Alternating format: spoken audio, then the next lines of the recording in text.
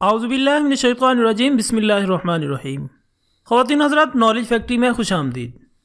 ناظرین اکرام، اسلام ایک مکمل ضابطہ حیات ہے جس میں زندگی کے ہر پہلو سے متعلق رہنمائی موجود ہے۔ ہمارے پیارے نبی حضرت محمد صلی اللہ علیہ وآلہ وسلم نے آج سے 1400 سال پہلے جو سنت اختیار کی تھی اور جن پر عمل پیرا ہونے کا حکم دیا تھا، آج سائنس بھی ان احکامات کو منوعاً تسلیم کرتی ہے۔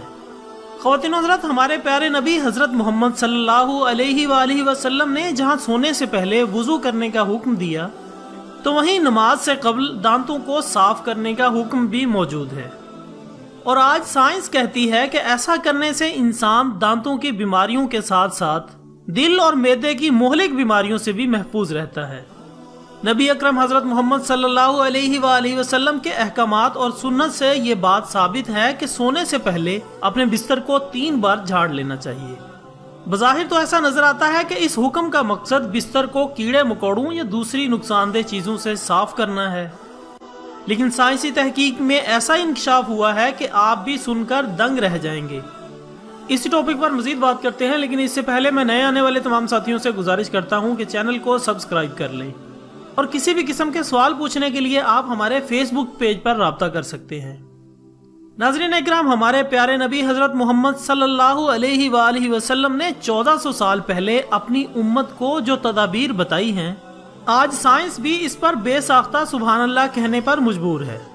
سائنس کے مطابق انسانی جسم میں میٹابولزم کا عمل 24 گھنٹے جاری رہتا ہے، جس کے باعث ہر پل جسم میں سینکڑوں نئے سیل بنتے اور پرانے ٹوٹتے رہتے ہیں۔ حیران کن بات یہ ہے کہ سونے کے دوران جسم سے ٹوٹنے والے سیل بستر پر ہی گر جاتے ہیں، جو انتہائی چھوٹے ہونے کے سبب نظر نہیں آتے۔ اگر ہم بستر کو بغیر جھاڑے اس پر سونے کے لیے لیٹ جائیں تو یہ مردہ سیل جسم میں داخل ہو کر کئی مہلک بیماریوں کا سبب بنتے ہیں، اور سائنس نے یہ ثابت کیا ہے کہ ان مردہ سیل سے بچنے کے لیے بستر کو جھاڑنا لازمی چاہیے۔ ایسا کرنے سے خطرہ ٹل جاتا ہے۔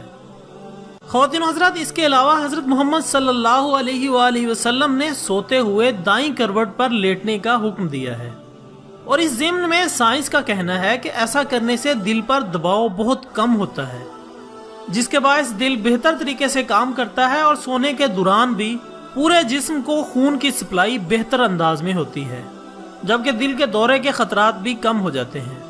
اس کے علاوہ دائیں کروٹ پر سونے سے معدہ اوپر کی جانب ہوتا ہے، اور اس سے رات میں کھائی جانے والی غذا کو ہضم کرنے میں آسانی ہوتی ہے۔ رات سونے کے دوران معدے میں موجود غذا اچھی طرح ہضم ہو جاتی ہے، جس کے باعث انسان بیدار ہونے پر خود کو تر و تازہ محسوس کرتا ہے اور تیزابیت بھی نہیں ہوتی۔ ناظرین اکرام، سوچنے کی بات یہ ہے کہ 1400 سال پہلے وہ کون سے سائنسی آلات تھے جنہوں نے نہ صرف سونے کا طریقہ بتایا بلکہ ان چیزوں کا بھی اشارہ دے دیا جو عام آنکھ سے نہیں دیکھی جا سکتی۔ بے شک آپ صلی اللہ علیہ وآلہ وسلم کا علم تمام چیزوں پر قدرت رکھتا ہے۔ ناظرین اکرام، آپ سب سے گزارش ہے کہ جب نبی اکرم حضرت محمد صلی اللہ علیہ وآلہ وسلم کا نام مبارک آئے تو درود پاک لازمی پڑھ لیا کریں۔ اسی بات کے ساتھ آج کی ویڈیو کا اختتام ہوتا ہے۔ ایک نئی ویڈیو کے ساتھ دوبارہ حاضر ہوں گے، تب تک کے لیے اجازت دیجیے گا۔ اپنا دوستوں، رشتہ داروں اور گرد و نواح کے تمام لوگوں کا بہت خیال رکھیے گا۔ اللہ حافظ۔